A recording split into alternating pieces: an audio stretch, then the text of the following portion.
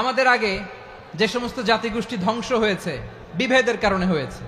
বিশ্বনবী বলেন, বুখারীর বর্ণনা, ফা ইন্নামা আহলাকাল্লাযীনা মিন ক্বাবলিকুম কাসরাতু মাসাইলিহিম ওয়া ইখতিলাফুহুম আলা আমবিয়াইহিম। তোমাদের আগে ইহুদি নাসারারা যারা ধ্বংস হয়েছে, আমার গজবে উপনীত হয়েছে, দুইটা কারণ ছিল।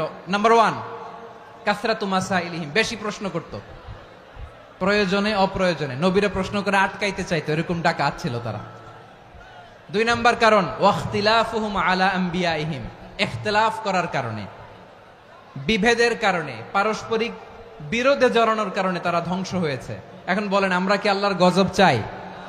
আমরাও কি তাদের মতো ধ্বংস হতে চাই?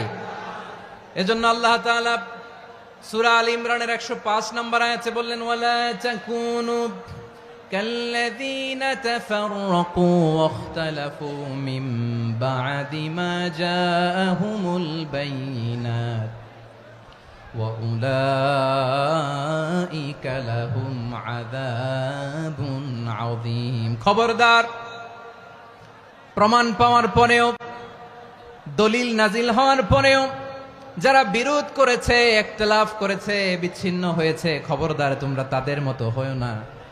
যদি তাদের মতো হও তাহলে জেনে রাখো, ওয়া উলাইকা লাহুম আযাবুন আযীম, তাদের জন্য আমি মর্মন্তুদ শাস্তি প্রস্তুত করে রেখেছি।